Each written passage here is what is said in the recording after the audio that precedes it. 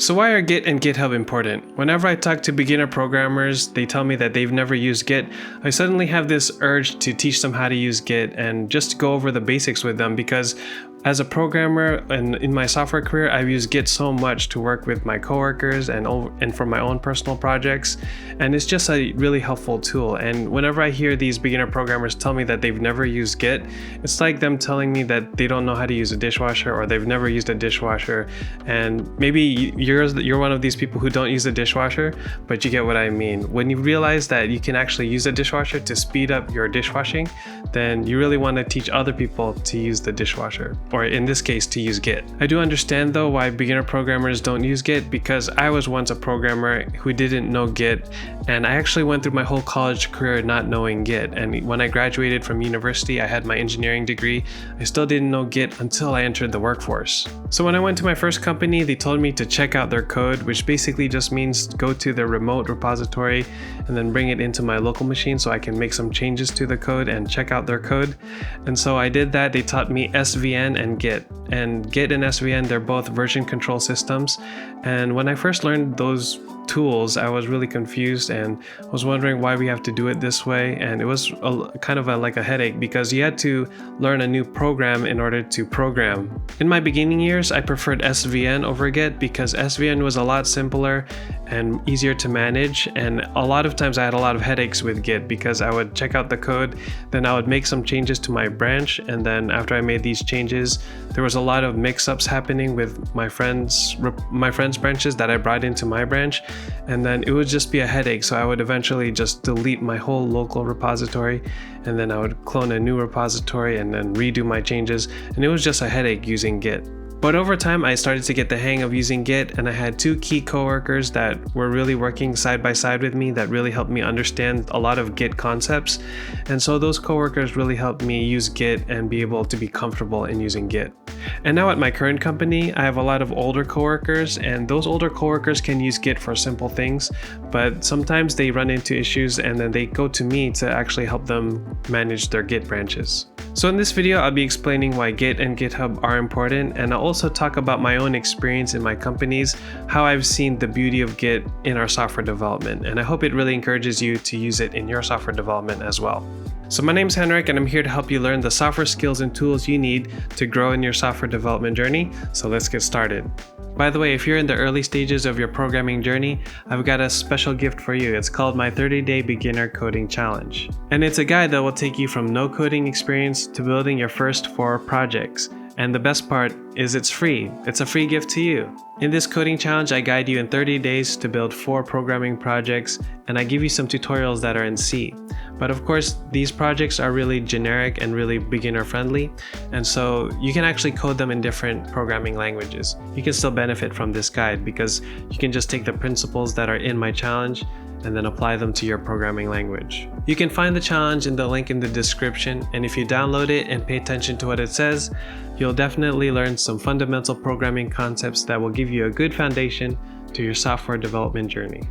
Alright, so first of all, what is Git? So this is the website for Git, and it says here that Git is a free and open source distributed version control system, and that just basically means it's a version control system for your code. And I always like pointing to this diagram over here. So the way that you would use Git for your software development is that you would have your files and folders in a main folder called a repository. So imagine this is that first version of that repository, and then as you make incremental changes to it, you have different versions of that repository, and these are different versions of your code. And like, for example, this one, you remove 3 lines of code here, and that's what the 3 red lines are for. And then here you have 3 green lines here, 3 red lines here, 2 green lines here, 2 red lines here. That means you added 2 lines of code for this file, you removed 3 lines of code for this file, you added 2 lines of code, removed 3 lines of code for this file. So basically it's like having checkpoints for your code. You have this version, that first version, and then once you have a feature working, you move on to this version. This version has that feature working, and then move on to feature 2, then you have this version of your code, etc. Another key idea in Git is that there are these things called branches. And so in this diagram, we have a red branch, and that would be considered like the main branch. And then whenever someone makes a change to the code, they first make a branch. They would first make a branch, and then they'll make their changes here.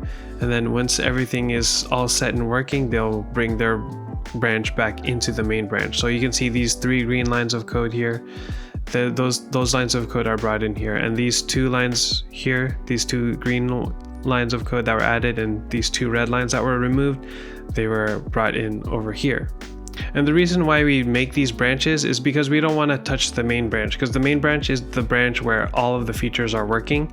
And so if we're going to make some test code and we're still developing, then we want to make a branch first. And once everything is working, then we bring it into the main branch. So the main branch is like the branch where everything is working and it's perfect. So Git adds the idea of checkpoints to your project. So you would have this version of the code that's working, that's checkpoint 1, and then this version of the code that's working, it has a new feature, that's checkpoint 2, etc. This checkpoint 3, etc. Another analogy I like to use is that Git is like Time Machine for Mac. So with Time Machine for Mac, you have backups of your file system. And so with Git, you can have backups of your code. And so that kind of goes with the idea of checkpoints, right? So if you ever have a mess up in this version of your code, and then you want to go back to a backup where everything was working, then you have this version of the code that was a backup. So Git is just a way for you to back up important code, and that leads me to the first reason why Git is important, and that is debugging. There's been many times at my company where my supervisor would just stroll into my office, and then he would tell me that a feature that I had finished broke. And then the first question I would ask him is, okay, it broke, so which was the last version where that feature was working? After telling me the last working version, I would look at that version and then compare it with the latest version, and then try to see which files were changed and what are the lines of code that could possibly break the feature. So using this diagram, say this is the latest version and this is the version where my feature was last working, then I can just compare the differences between these 2 versions of code and see, oh, this version has 2 new files. So these 2 new files probably touched my feature in some way that broke my feature. So this is why Git is important, because Git provides you those backups or those checkpoints where you know that for sure that that feature is working in this version. It may be tempting to convince yourself, oh, I should just make perfect code so that my code would never break. Or you may think to yourself, oh, I should just focus on being a good programmer, so if it breaks, I can just fix it, right? But as you grow in your software development journey, as you grow in your career, you'll start to realize in software development that there are these things called corner cases and edge cases. And these cases are cases that you possibly couldn't come up with when you're doing your software development. And these are cases that you couldn't really consider and you have no idea about when you're doing the development for your feature. So yes, in general, if your code breaks, you can just look at this version of the code where it broke, and then you can look at the code and readily see what was the problem. But most of the time, it's not going to be really apparent why your code broke or why your feature broke. And so you really need this known working version to compare these 2 versions of code to really see what could possibly have broke your feature. When you do this comparison, you'll start to really see those corner cases and edge cases that you haven't handled.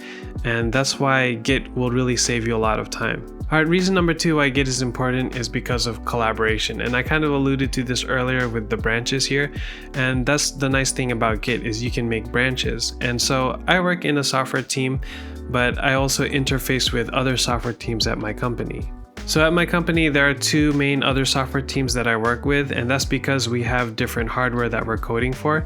So I have my hardware that I'm writing software for, and then there's another team that has hardware that they're writing software for, and our hardware talks to each other in our product. And so we need to interface with one another and make sure that the interface, that the protocols that we're using are actually working correctly. And most of the time, since we're working on the same project, we will just have one main repository, even though we have different hardware that we're writing code for. So we'll have different code bases, but those code bases will be contained in the same repository. And say, for example, this file here is for my hardware, and then this file here is for my friends or my coworkers' hardware. And so he will make a branch here, and he'll add his 3 lines of code for his hardware, and then I'll subtract 3 lines of code for my hardware, for the software that I'm writing for my hardware. And so having Git really helps us to modify the same code, work on the same code base, but we have our own branches. And then when our branches are working, when we've tested in the lab and our hardware is working correctly, and then that's when we bring our code into the main branch, and we have our manager, our supervisor look at our code and make sure that everything's working correctly. We have our coworkers who also look at our code, so they'll look at these versions of code, they'll look at these branches here and then see the changes that we made, and if they like the changes that we made, then we bring it to the main branch here, the red one here. And to make things even more complicated, the scenario I just described to you is just between me and maybe 1 or 2 other coworkers who are working on the same feature. But imagine that there's like 10 other features or 5 other features, and so those have other teams as well, and so they would have teams of 2 or 3, and so 2 times 2 or 3 times 5 maybe, or 30. So then they would actually have around like 15 to 30 employees working on the same exact code base, and that cannot really happen unless you have something like Git. So Git allows us to have different branches for each of our features, and then we can actually make our changes in our branches and then slowly bring them into the main branch, and then that's how we can make progress in our main branch. And so as you can imagine, having 15 developers working on the same exact code base, making branches, and then bringing these branches in left and right, and every day there's a new branch that's brought into the main branch, and all these teams working together, there's going to be some bugs that will be introduced when one team brings in their branch. And this actually happened to me one time. I was in the lab and I was doing some testing. I wasn't making any changes to my code, I was just doing some testing. And then my supervisor told me to bring in the latest version of the code into my branch so that I would be up to date. And so I brought in the latest changes into my branch, and then I just started doing some testing, and I noticed something was off, and I knew it wasn't because of any of my code changes, because I wasn't making any code changes at all. And so it must have been from that latest version that broke my feature. And so I looked at the latest version, and then I looked at all of the history of that version, and I was able to find a team had added some lines of code that could potentially break my code. And so I was able to find those lines of code, and then I confronted them. I went to the other team who was working on another feature, and then I told them, why did you do this and this and this? And so this is why Git is really important, because Git can actually expose like who is making certain changes to the code that could potentially mess up your code. Alright, so I spent all this time talking about Git and why Git is important, but what about GitHub? What is GitHub? And this is the main website for GitHub, and GitHub is just a way for you to use Git in your personal computer. And GitHub is just a web-based platform that hosts all of your Git repositories, and so you can actually create an account with GitHub, and then you can create your repositories or your projects, your coding projects in GitHub, and then once you create them, you can bring those repositories into your local machine, make your code changes, and then upload them onto GitHub. And so that's what GitHub is for. GitHub is just for you to use Git. So this is my GitHub dashboard. It has some repositories that I've worked on. These are primarily for tutorials. For example, I have a branch tutorial.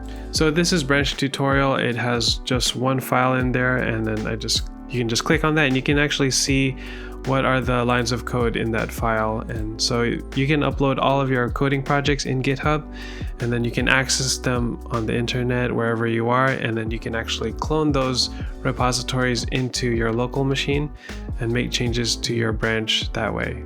If you're interested in using Git with GitHub, I do have a lot of other free tutorials that you can watch, so be sure to check those out as well. Alright, so those are the two main reasons why Git and GitHub are important. More so why Git is important, and those two reasons are debugging and collaboration. Git allows you to have those checkpoints, those backups, so that you can do debugging in a really straightforward way and really take out the guesswork with these edge cases and corner cases.